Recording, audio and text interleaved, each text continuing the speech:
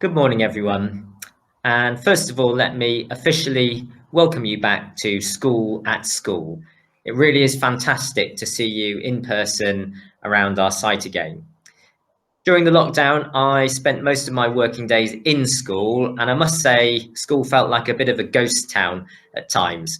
So it's wonderful to see our classrooms and our corridors and our outdoor spaces filled by their rightful occupants again, which is you, our amazing students, and of course, our wonderful teachers. Before I hand back to the senior student leadership team, I want to spend just a bit of time looking backwards and then looking forwards. And let's start by looking backwards. So it was a year ago last week that we first entered the national lockdown in March.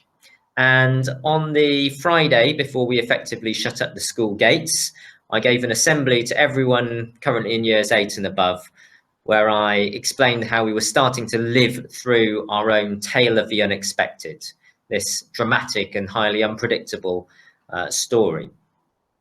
And since then, I'm afraid to say that that story has been filled with far too many tragic events.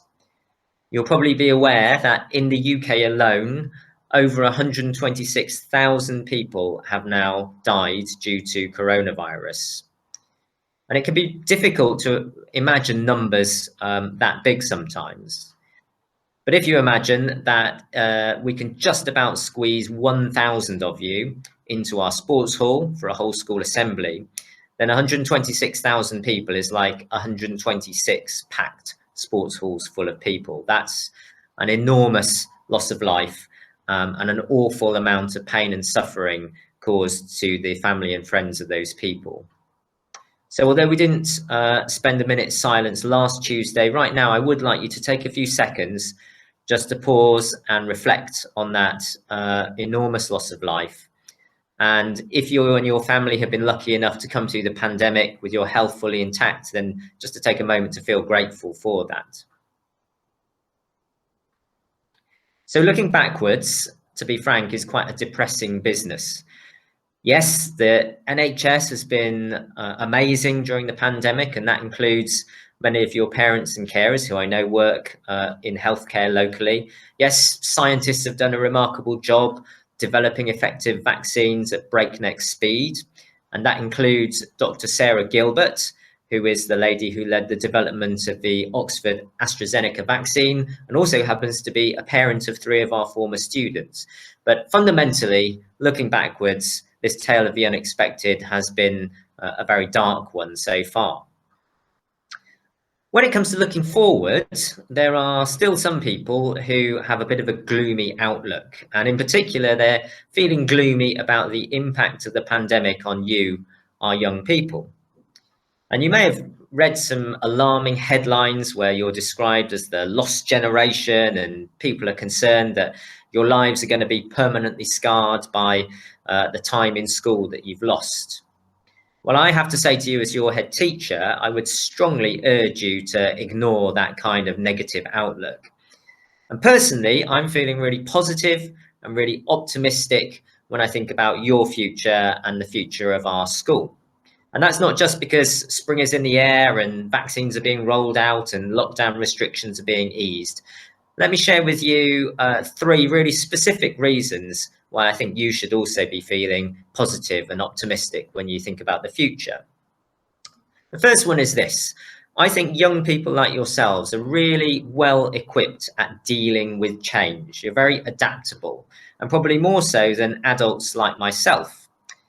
Because us adults tend to forget that actually growing up is filled with constant change, whether that's changing from primary school to secondary school, or changing your friendship groups, or dealing with those physical and mental and emotional changes that occur within your own body.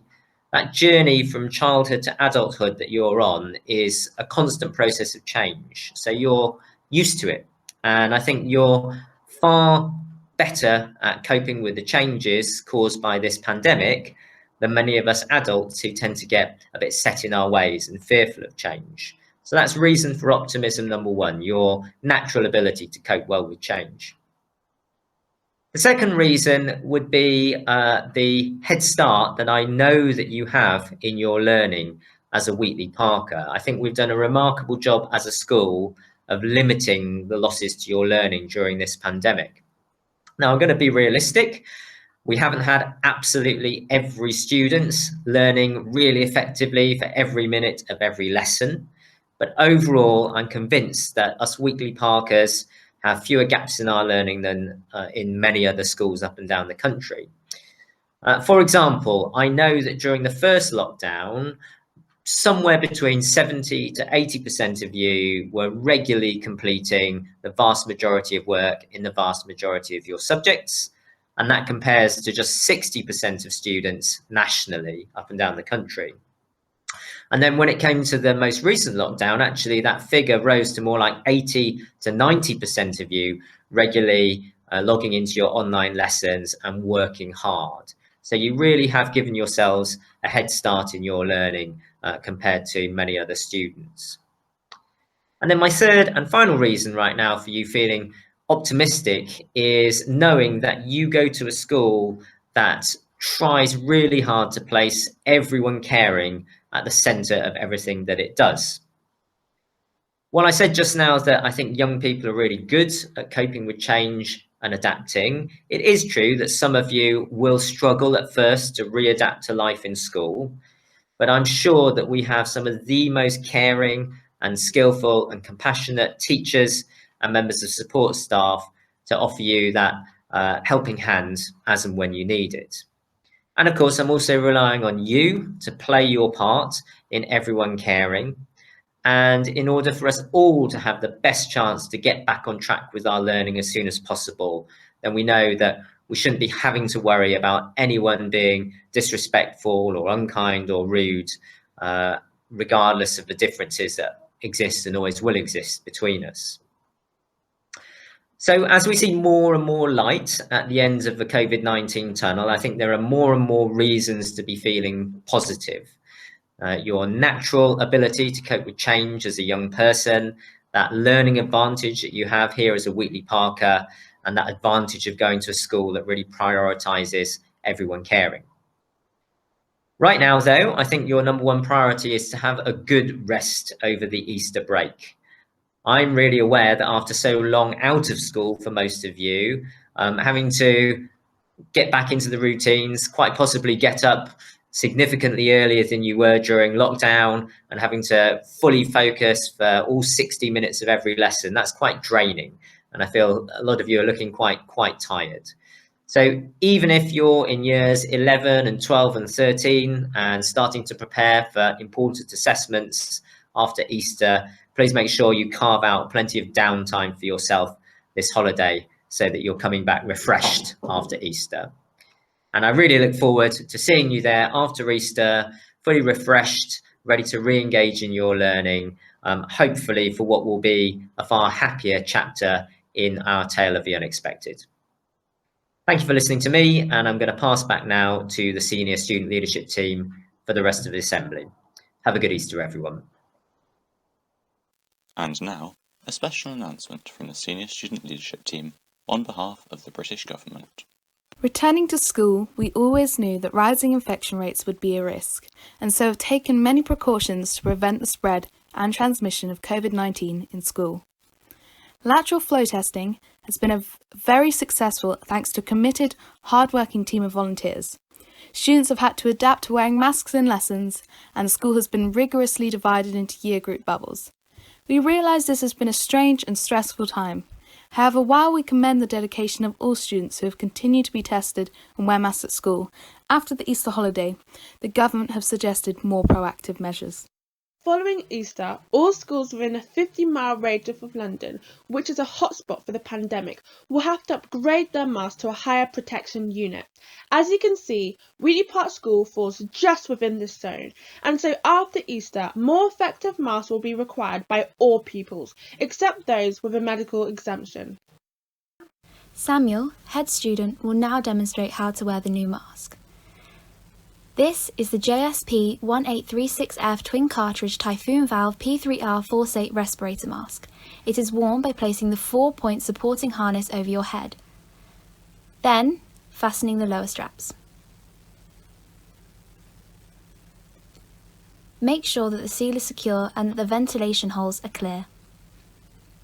In order to protect your eyes, since Force 8 masks have no visor, protective glasses or swimming goggles may be worn.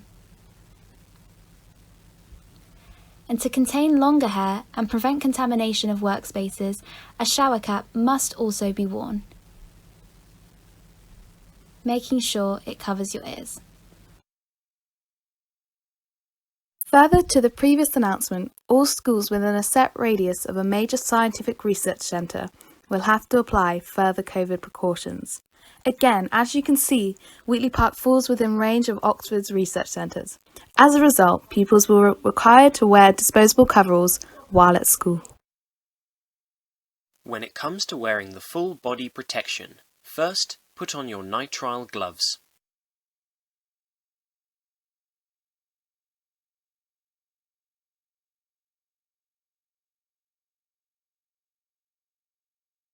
Put on the suit carefully, making sure that you do not rip it.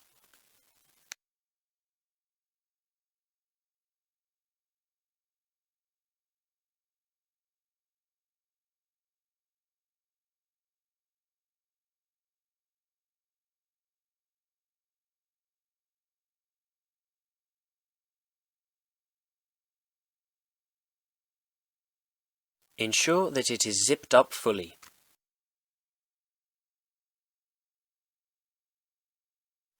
Raise the hood to add an extra layer of protection over the cap and mask. Ensure all areas are covered sufficiently.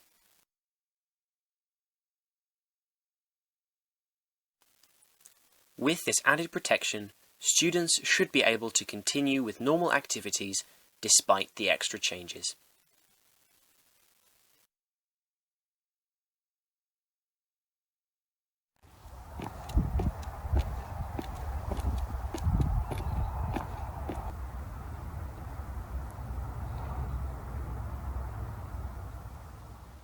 It is important to note that particulates from the polypropylene material of the suit can cause damage to historical buildings. As a result, we must protect areas such as the old house and stables. When approaching the old house, please ensure that you wear a containment bag to protect the ground and reduce scuffing of the suit.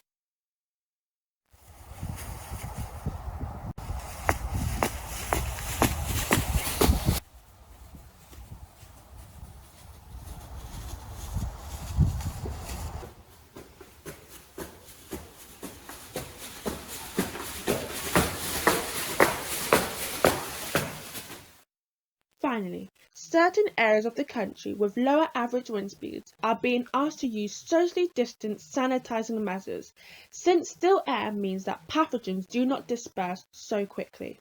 Once again, Wheatley Park School falls just within the required boundaries.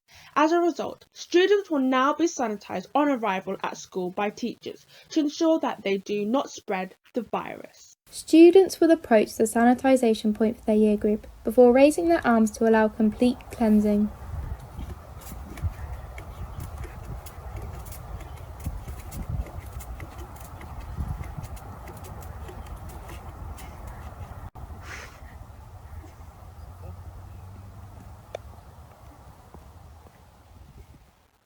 The suits are partially water resistant, but you should allow time to dry before arriving at your first lesson. Thank you for your attention throughout this safety video.